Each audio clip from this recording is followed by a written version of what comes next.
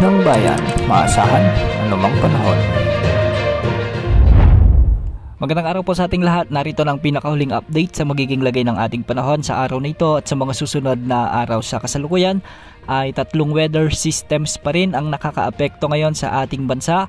Una rito ang shear line, pangalawa naman ang northeast monsoon o amihan at ang easterlies. Unahin natin ang shear line na kung saan magdadala ito ng maulap na kalangitan at kalat-kalat na pagulan na may mga kasamang pagkidlat pagkulog sa Bicol Region, Eastern Visayas, Laguna, Quezon Province sa may Marinduque at Romblon. Ang mga lugar na ito ay pinapayuhan nating maging alerto sa banta o posibilidad ng mga biglaang pagbaha o pagguho ng lupa, lalo na kung may mga umiiral na katamtaman at minsan ay malalakas na pag-ulan. Samantala, asahan naman ang maulap na kalangitan na may mga mahihinang pag-ulan sa buong Cagayan Valley kasama na ang Aurora. Dulot naman ito ng amihan o northeast monsoon. Sa Metro Manila, Ilocos Region, Cordillera Administrative Region at ang nalalabing bahagi ng Central Luzon kasama na ang Calabar Zone, asahan din ang bahagyang maulap hanggang sa maulap na kalangitan na may mga tsansa ng mga kalat-kalat na mahinang pag-ulan.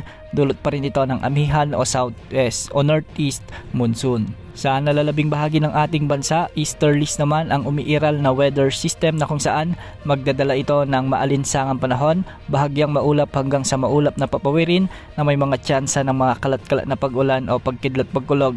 Mag-ingat po dahil posible pa rin ang banta ng mga biglaang pagbaha o pagguho ng lupa, lalo na kung may mga umiiral na severe thunderstorms. Para sa lagay ng mga pag-alon sa ating mga karagatan, asahan naman ang mula 1.5 hanggang 2.8 meters na mga pag-alon sa hilagang baybayin ng Luzon at sa silangang baybayin ng Central Southern Luzon. Kasama na ang Visayas. Sa nalalabing baybayin ng bansa, posible rin ang mga pag-alon mula 0.6 hanggang 2.1 meters. Sa kasalukuyan, wala tayong minomonitor na anumang sama ng panahon na posibleng pumasok sa ating area of responsibility sa susunod na 2 hanggang 3 araw dahil wala naman tayong nakikitang cloud cluster sa labas o loob ng ating PAR. Samantala, para naman sa ating special long range outlook o long range forecast base sa ipinapakita ng Global Wind Models o yung ginagamit natin na GFS, sa susunod na linggo o sa huling bahagi ng susunod na linggo posibleng may mamuong sama ng panahon